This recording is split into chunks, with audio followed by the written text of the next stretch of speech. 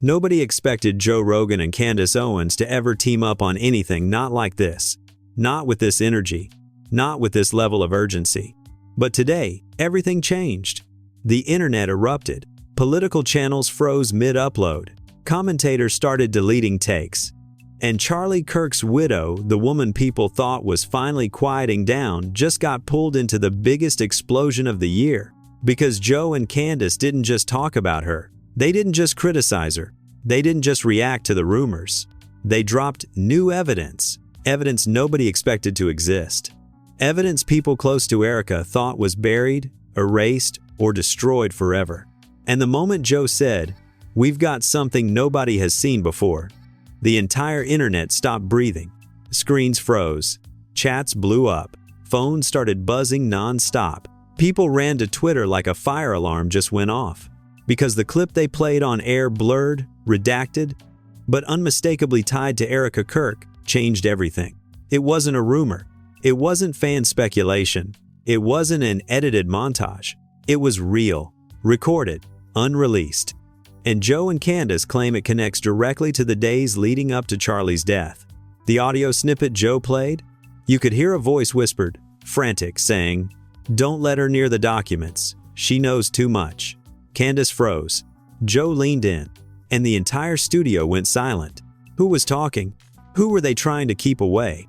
And why did it sound like they were talking about Charlie's widow? One thing is clear. This evidence changes everything. And what Joe and Candace reveal next? Nobody is ready for it. Long before Joe Rogan leaned into the mic and said the words that froze the entire internet, long before Candace Owens' face tightened and she whispered, "This changes everything," there was a slow, unsettling buildup surrounding Charlie Kirk's widow, a tension the public didn't fully understand, a storm insiders had whispered about for months. Because Erica Kirk wasn't just a grieving widow. She wasn't just a political influencer, a faith-based speaker, or a quiet background figure behind Charlie's massive empire. She was deeply embedded in a network of people, meetings, and conversations nobody ever expected her to be in. And that's exactly why the truth was always going to explode. Those close to Charlie had been uneasy for a long time.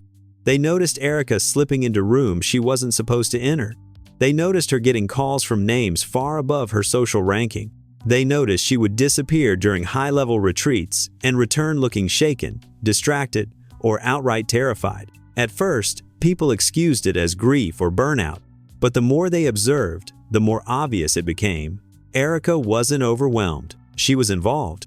Involved with people who controlled narratives. Involved with networks that shaped political messaging. Involved with confidential documents, ones she wasn't authorized to handle. Involved with figures Charlie himself didn't trust. But none of that became public until after Charlie's death. That was when the whispers started. That was when staffers began comparing stories. That was when donors started asking questions. That was when journalists started digging. And one of the earliest red flags came from a staffer who claimed she overheard an argument between Charlie and one of his closest advisors just weeks before things spiraled. She knows too much. She wasn't supposed to see that. The staffer never knew who she was at first. But now everyone realizes it was Erica. People in Charlie's circle also recalled a bizarre moment shortly before his death when he told someone privately, "I don't know who she's talking to, but I know they're not on my side." Nobody understood it then. But Joe Rogan and Candace Owens understand it now, because the evidence they revealed shows the connection between Erica and certain unnamed elites wasn't just real, it was dangerous. Here's where Joe comes in. Joe Rogan had been receiving tips for weeks. At first, he ignored them. He doesn't jump into political drama lightly. But when multiple insiders from totally different states sent him the same audio snippet, the same blurred screenshots, the same testimonials, all pointing toward a hidden network surrounding Charlie's widow, Joe knew something was wrong. He called his producer and said, "We need to verify this," quietly. Meanwhile, Candace Owens had her own reasons to look deeper. She had been feuding subtly with Erica for months, nothing that hit the mainstream, but insiders saw the shift. Candace stopped reposting Erica, stopped defending her, stopped associating her with TPUSA content. And then Candace said something chilling on her podcast weeks ago. There are people pretending to be innocent who are involved in far more than they want you to know. Nobody thought she meant Erica. Nobody connected the dots. Nobody realized just how deep the issue went, until Candace posted a cryptic message that now feels like a warning shot. When the truth comes out, I won't be the one exposed. So when Joe reached out to her backstage at an event and whispered, "Do you know anything about this audio?" Candace didn't even blink. "Yes," she said. "More than I can say." Behind the scenes, they compared evidence. They compared messages. They compared timestamps. They compared sources. And what they discovered was horrifying. Multiple people from completely different circles claimed Erica had access to restricted documents from Charlie's organization. And not just access. She had possession. Possession she wasn't supposed to have. Possession she couldn't explain. Possession that connected her to conversations far above her level. Insiders said the documents involved donor lists, funding channels night, confidential meeting summaries, personal messages between Charlie and a major political figure, notes about an unnamed person working from inside. Someone even claimed Erica was present during a key meeting Charlie thought was private, a meeting where sensitive information was discussed. Decisions were made and plans were outlined. A former intern said, "Charlie was furious after that night. He said someone let her in. He said she overheard something. He said he couldn't trust her with what she knew." Another insider added, "Charlie warned someone, I think J.D. Vance, that Erica was in deeper than she understood." But nobody listened. Candace confirmed that she had heard the same exact warning from a completely different source. Joe, Candace, and their respective teams realized the same shocking pattern. Too many people were saying the same thing. Erica wasn't just around elite circles. She was being used by them. She was being instructed by them. She was being protected by them until she slipped. But the most disturbing part? Every insider insisted that Charlie had left behind something recorded. Something important. Something he whispered to a friend before everything went wrong. A fragment of audio that Joe and Candace both received from different sources. That's the audio they played on air. Don't let her near the documents. She knows too much. Candace froze when they played it because she recognized the voice behind the whisper, not Charlie's, but someone much higher up. Someone who had every reason to want Erica monitored. Every reason to keep her close. Every reason to bury anything connecting her to elite operations.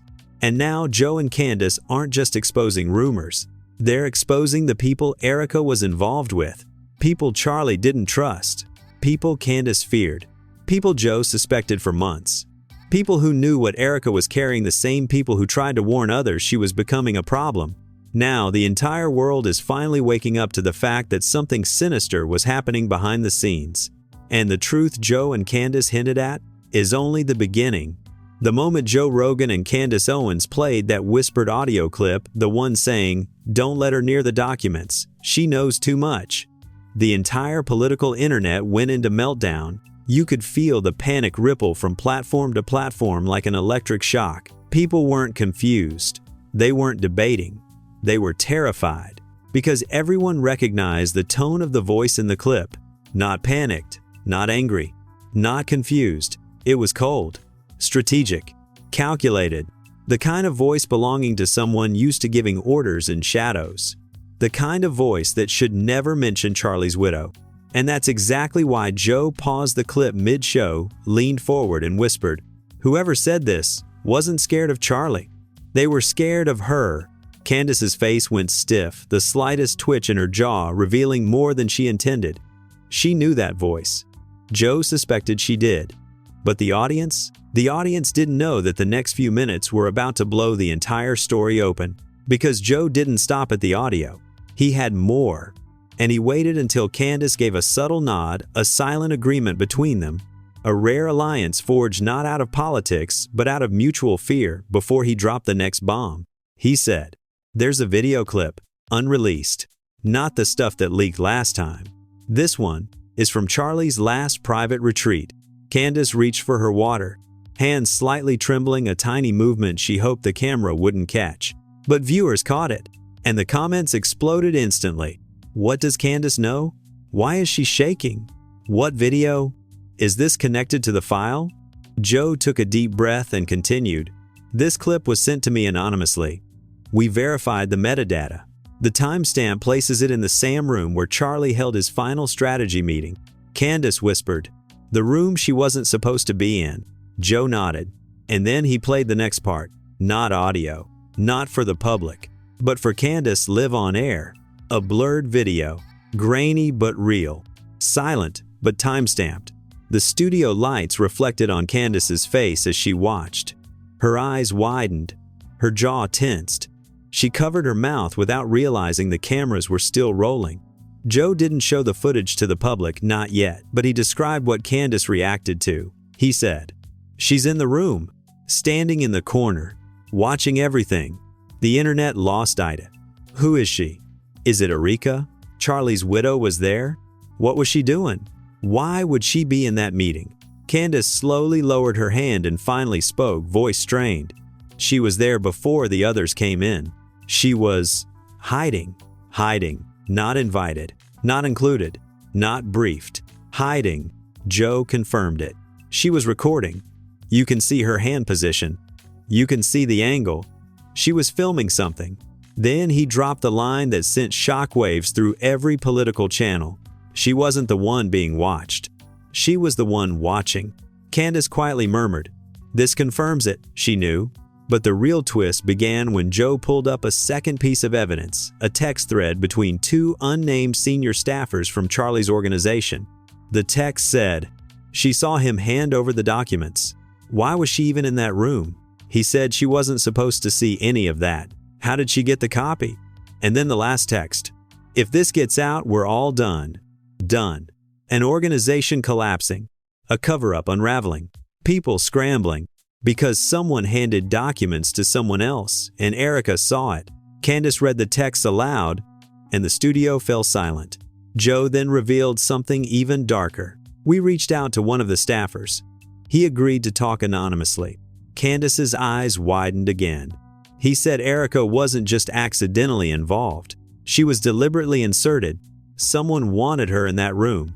Candace whispered, "To control Charlie." The chat went insane. Control him? What was Charlie doing? Who wanted Erica there? What documents? Joe didn't blink. He said, "There are rumors he was planning to expose someone." Candace didn't deny it. In fact, she leaned closer to Joe and said, "I heard the same thing. Charlie found something. Something big." Joe nodded slowly. And before he could release it, someone stepped in. The studio atmosphere completely shifted, darker, heavier, more dangerous. And that's when Joe played the second audio snippet. Not the same whisper as before. Not the same calm tone. This one sounded panicked, angry, urgent. A male voice saying, "Where is she? She took something from the room. Find her now." Candace froze. Joe let the clip hang in silence.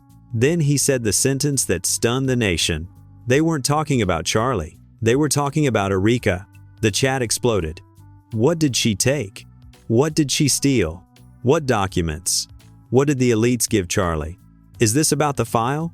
Candace tried to steady her voice as she responded, "This is why I warned people months ago. This is why I distanced myself. This is why certain people were suddenly quiet." Joe looked directly into the camera and said, "She wasn't a passive victim. She wasn't an innocent bystander. She was part of something. And when she realized what she was involved in, she panicked." Candace added something even more chilling. "And she kept something. She kept the part they needed destroyed." Joe confirmed it. "I've seen evidence she had a digital copy. A backup. A file." Candace's eyes darkened. "The same file everyone's been whispering about?" Joe nodded. "But here's the twist," he said, and he leaned forward. "The file Erica has isn't the only copy." Candace inhaled sharply. "You mean?" Joe interrupted. "Two other people have backups, and we spoke to one of them. The internet nearly imploded. WHO had the other copies. What were they hiding?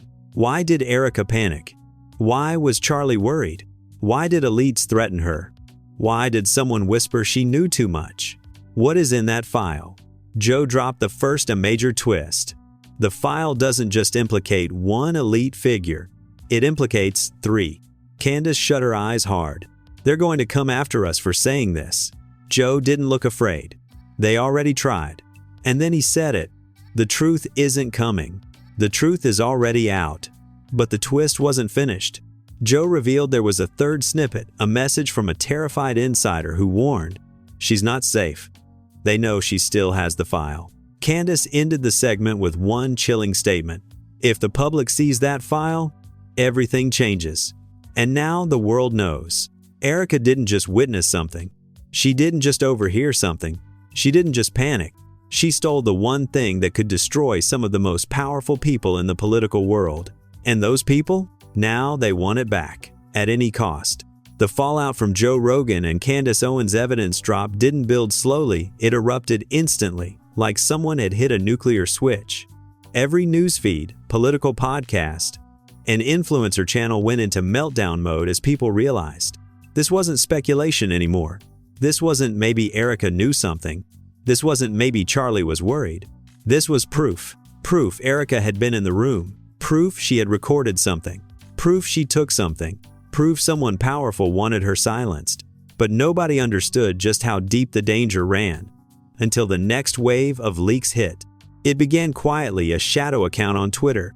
The same one that had hinted at the file weeks ago. The same one people ignored. The same one people blocked.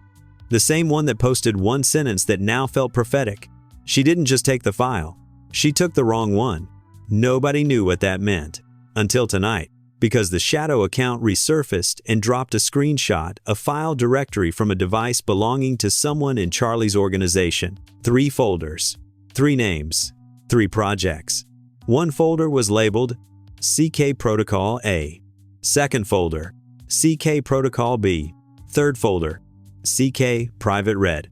That was the folder Erica had. But the real disaster? The account posted a second screenshot.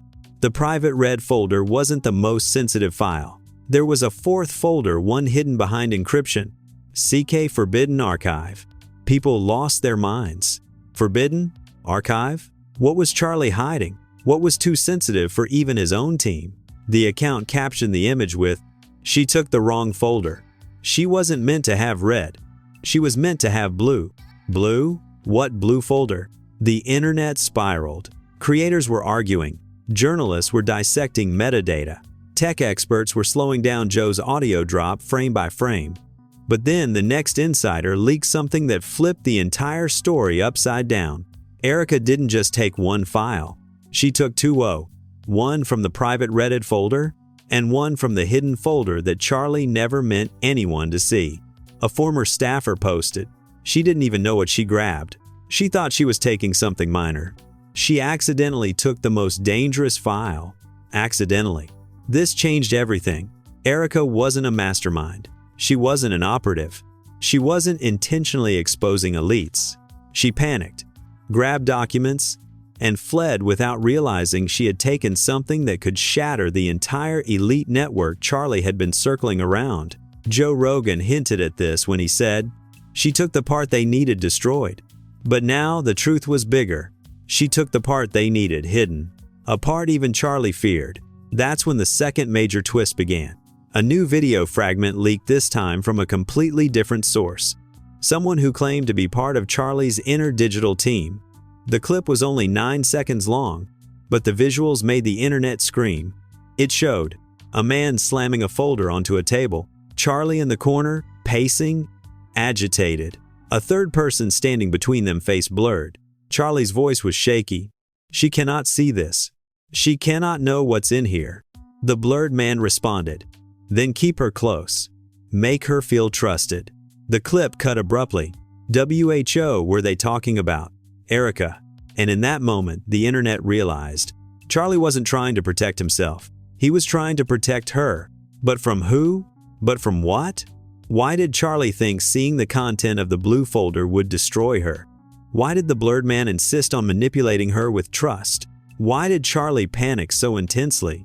Before people could even process the clip, the leaker added a caption. "You've all been looking at the wrong villain. The wrong villain." Everyone thought the handler, MC, was the mastermind. Everyone thought the elites were controlling Erica. Everyone thought Jasmine was exposing Erica. But according to the leaker, None of those people were the true danger. Another screenshot appeared, a message allegedly between two high-ranking political strategists. She was supposed to get red. She never should have touched blue. Now he is furious. He, not MC, not Charlie, not a staffer. Someone else. Someone ABVV, the handler. Someone above the network. A man with influence so broad nobody even knows his name publicly. Someone the staffers called only one thing: the architect. The internet froze. Conspiracy channels exploded. Political insiders panicked. Influencers suddenly deleted tweets. Even Candace went quiet on socials. Who was this architect? How high up was he? Why did he care about Erica?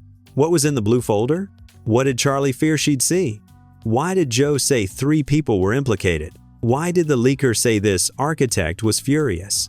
Just when the chaos reached its peak, a final leak dropped, the one that triggered global hysteria.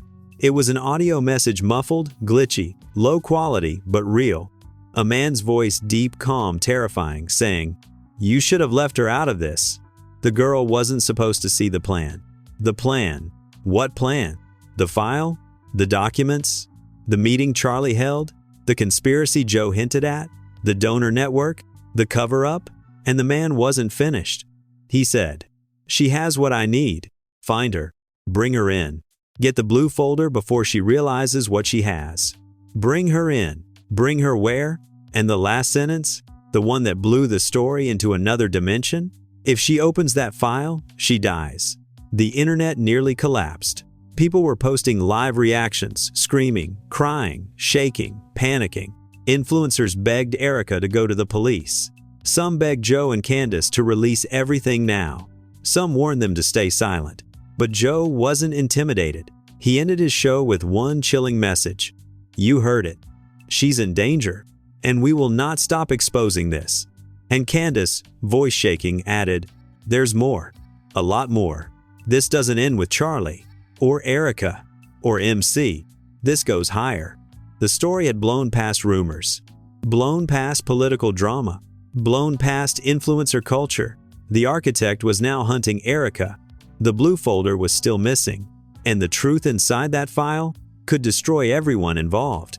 And the leaker pushed the world off the cliff with one final message: "The blue folder is about to surface. Prepare for war." The moment the world heard the architect's voice, that calm, cold threat saying, "If she opens that file, she dies," all hell broke loose. You could practically see the internet fracture.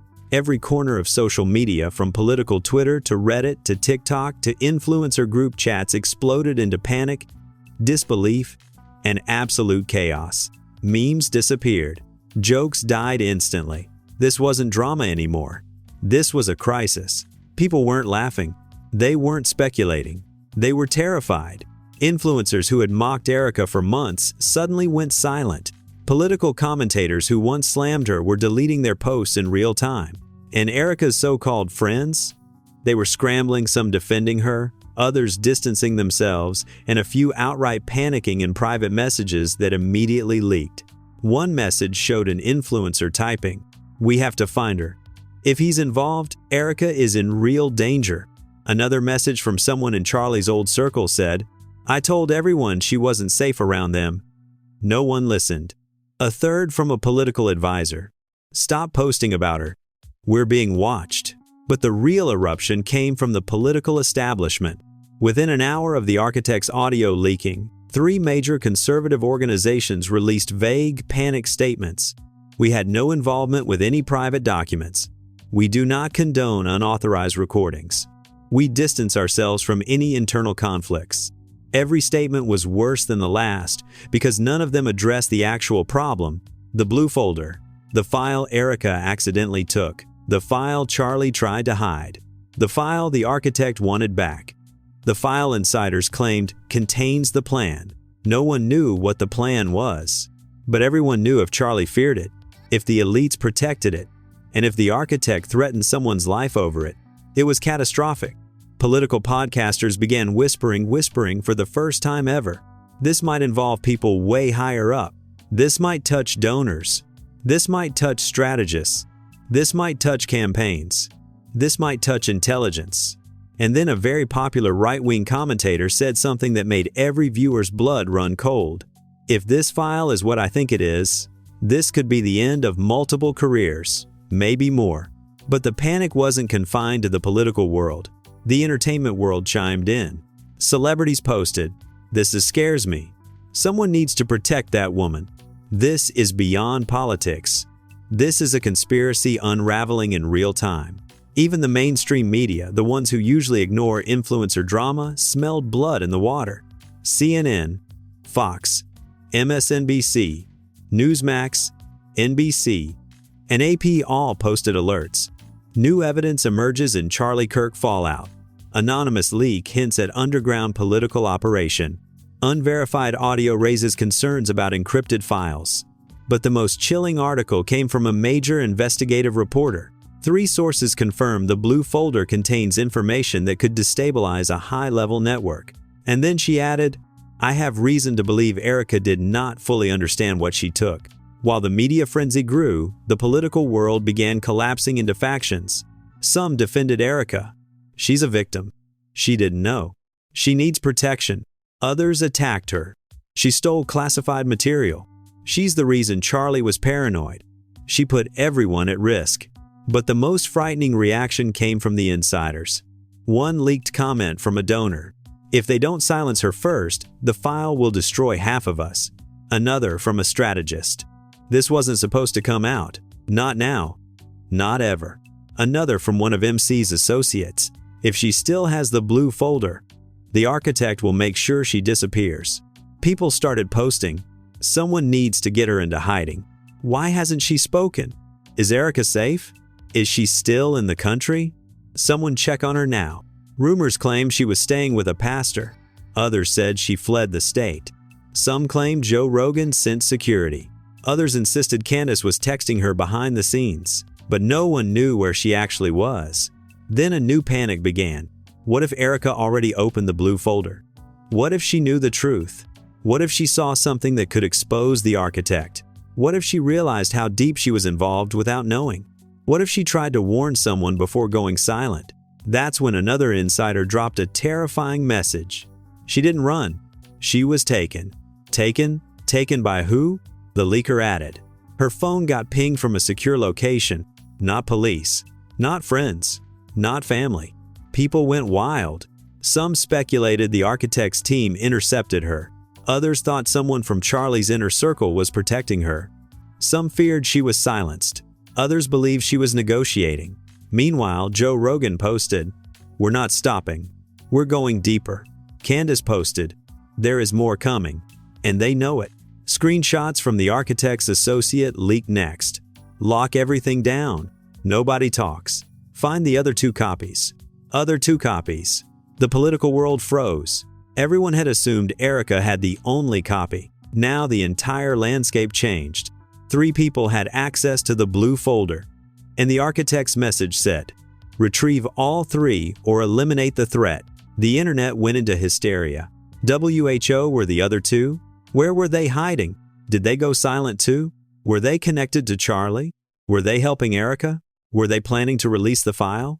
Then, another post from the shadow account. Erica wasn't the only target. They're coming for the others. The timeline exploded. Influencers logged off en masse. Reporters took down tweets. Candace posted a black screen with only, "There's something bigger in the file."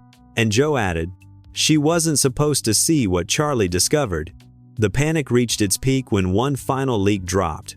A blurry screenshot of the first page of the blue folder. The title read, "Operation Red Veil." Subtitle, "To be executed only under architect approval." The internet screamed, "What is Red Veil? What was the plan? Why was Charlie in danger? Why did Erica see it? Why was she told to be kept close? Why did the architect panic? Why did they say she would die if she opened it? What is in that file? And who are the other 2 holders?" One thing is clear. This is no longer a scandal. This is a hunt. A hunt for the blue folder. A hunt for the copies. A hunt for the truth that Charlie tried to expose. A hunt for the people who stole it. A hunt that puts Erica and 2 others in the crosshairs. And the fallout isn't slowing down. It's accelerating, because the next leak will break everything. The internet had barely recovered from the leak of Operation Red Veil when something even more terrifying happened. For hours, everyone kept refreshing their feeds, waiting for new clues. Insiders had gone silent. Erica was still missing. Joe and Candace refused to post anything but cryptic messages. And then just after 3:42 a.m., another leak hit the web. This wasn't a screenshot. It wasn't an audio clip. It wasn't a text thread. It was a partial page from inside the blue folder itself. The page header read, Phase 2 activation. Conditions for mass deployment. People froze. The comments went insane. Political forums shut down threads. Moderators started deleting posts faster than people could make them. Because the text wasn't describing a meeting, it wasn't describing a donation. It wasn't describing a media strategy. It was describing a plan to manipulate political operations, a plan to influence public messaging, a plan to coordinate responses before events even happened, a plan so precise it listed names blurred, but clearly real of influencers, strategists, donors, and elected officials, all under the architect's control. At the bottom of the page, a horrifying line. Phase 2 activation requires 2 components. 1. Destruction of all unauthorized copies. 2. Retrieval of subject EK for containment. Subject EK. Containment. The world realized Erica wasn't just a witness. She wasn't just a bystander. She wasn't just a mistake. She was a subject, a part of the plan, a person the architect intended to use, then silence once her role was complete. And the biggest shock? Charlie was never supposed to find out. That's why he panicked. That's why he argued with advisors. That's why he kept whispering that Erica was in deeper than she knows. That's why he tried warning people. That's why someone told him to keep her close. Because Charlie discovering the blue folder was the one thing the architect never predicted. But the revelation didn't stop there. Along with the partial page, the shadow account posted a message. The other 2 holders are awake. The internet imploded. Who were they? Were they staffers? Political figures? People close to Charlie? Was one of them the blurred man in the retreat footage? Within 40 minutes, another insider leaked a text thread between 2 high-level operatives. Holder #2 is panicking. Holder #3 went dark. We can't reach either of them. Joe Rogan immediately posted, "You're about to understand why Erica was terrified." Candace posted minutes later, "Charlie trusted the wrong people, and now all 3 are in danger." But the real nuclear-level twist came next. Another leak, this time a voicemail. A woman's voice trembling, urgent, whispering like she was hiding in a bathroom stall. "They found me. I don't know how much time I have. Tell Joe, tell Candace it wasn't supposed to be like this." Charlie didn't die because of what he knew. He died because of what he was about to release. People screamed. Live streamers broke down crying. TikTokers made theories every 10 seconds. And then she said the words that shook the entire political world. The plan wasn't targeting him. The plan was targeting the country. The voicemail cut abruptly. The woman gasped before the line went dead. The internet lost it. People demanded answers. People begged Joe and Candace to reveal everything. People asked, was that Erica? Was that Holder #2? Did the architect's team get to her? What was she about to say? And then the shadow account returned. It posted one final message. You've all focused on Erica, but the real key is Holder #3. Attached was a single blurry image. A man, sitting in a dimly lit room, staring at a laptop. A reflection in his glasses showed the blue folder. Open, fully open. Caption, he opened it before they could stop him. The last sentence shook the world. And now he's releasing everything. The internet froze. Political figures panicked. Reporters scrambled. Influencers ducked for cover. Because if Holder #3 was alive, if Holder #3 had opened the entire blue folder, if Holder #3 was preparing to release the full contents, then the world wasn't waiting for the truth. The truth was already coming, and it wouldn't arrive quietly. It wouldn't arrive safely.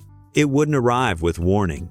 It would explode, taking reputations, taking careers, taking networks, taking elite figures.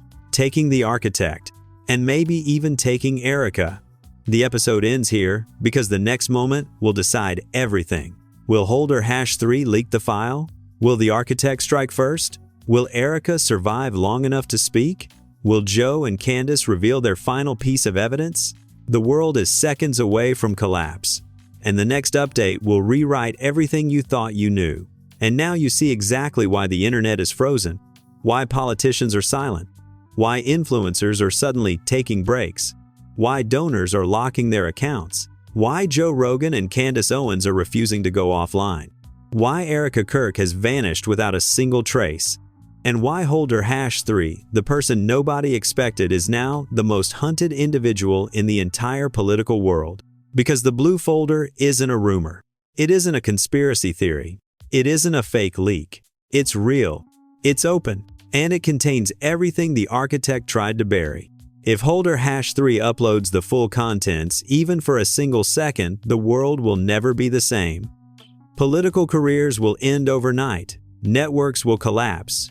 People at the very top will panic. And every lie told since Charlie's death will finally be exposed. Before you leave this video, I need you to weigh in. Do you think Holder #3 will release the file? Do you think the architect's people are already after him? Do you think Erica is still alive? And WHO, do you think the architect really is? Your comments matter not just for the algorithm, but because this story is unfolding live. Every viewpoint helps push this video to more people who need to see the truth unravel. So smash like if you think the blue folder should be released. Drop a comment with your theory. The crazier, the better.